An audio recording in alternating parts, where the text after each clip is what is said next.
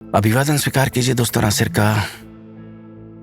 दोस्तों आज की जो रचना है उसमें मैं आप लोगों को भी जोड़ना चाहूँगा कि जब आप ये ऑडियो वीडियो सुनेंगे, जब आपकी नज़रों के सामने से ये गुजरेगा, तब आप अपने अपने शहर के सिनेमा हॉल को ज़रूर याद कीजिएगा कि अब वो हैं या नहीं हैं, और वो कौन से सिनेमा हॉल थे जिनमें आपने यादगार पिक्चरें देखी, यादगार सिनेमा देखे, स्टार्स को बनते उभरते देखा, है ना।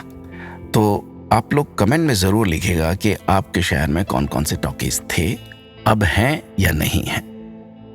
अभी कुछ दिन पहले ही दिल्ली के कनॉट प्लेस पर मौजूद मशहूर रीगल सिनेमा हमेशा के लिए बंद कर दिया गया।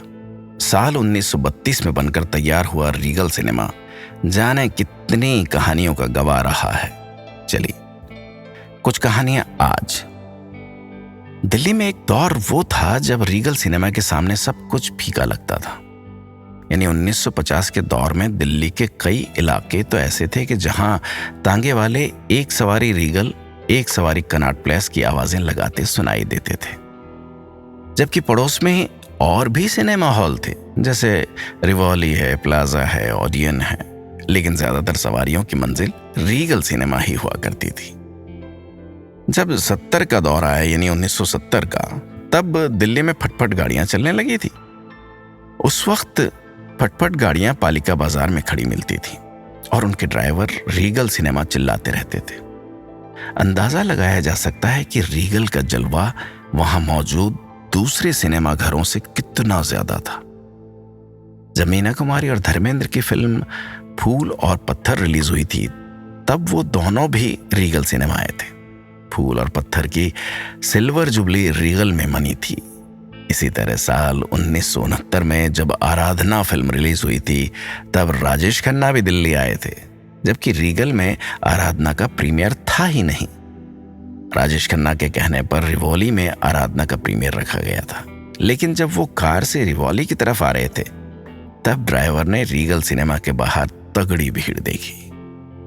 ड्राइवर को लगा कि जैसे यही रिवॉली सिनेमा है।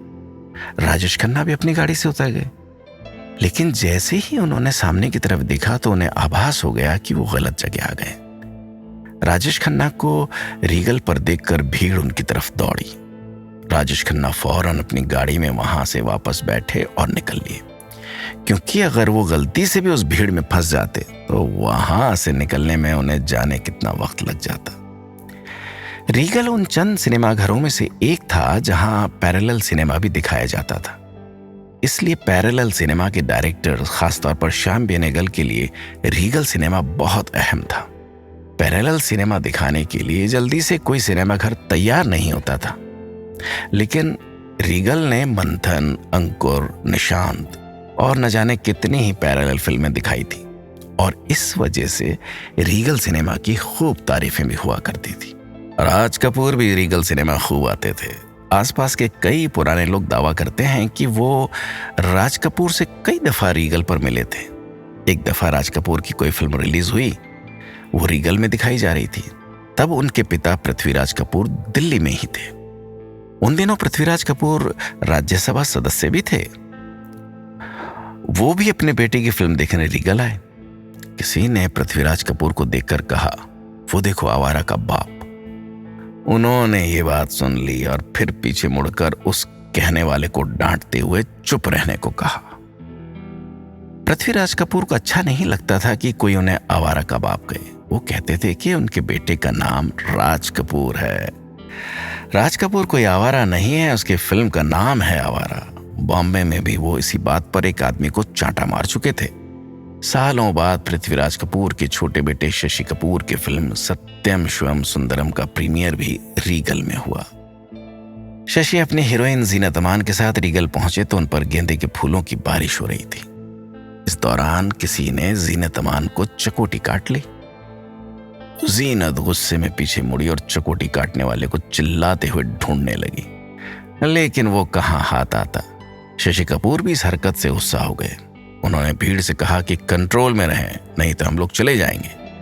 तभी वहां दिल्ली पुलिस पहुंच गई। पुलिस ने बिना टिकट भीड़ लगाए लोगों को वहां से भगाया।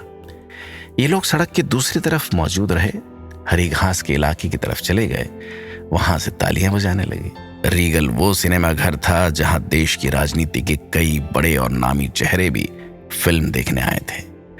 इनमें आखिरी वायसरॉय माउंटबेटन, भारत के प्रथम प्रधानमंत्री पंडित नेहरू, भारत के प्रथम राष्ट्रपति डॉक्टर राजेंद्र प्रसाद, इंदिरा गांधी और अन्य कई राजनेता भी रीगल सिनेमा में फिल्में देख चुके हैं। दोस्तों, आज की कहानी हमने ली किस्सा टीवी के सौजन्य से।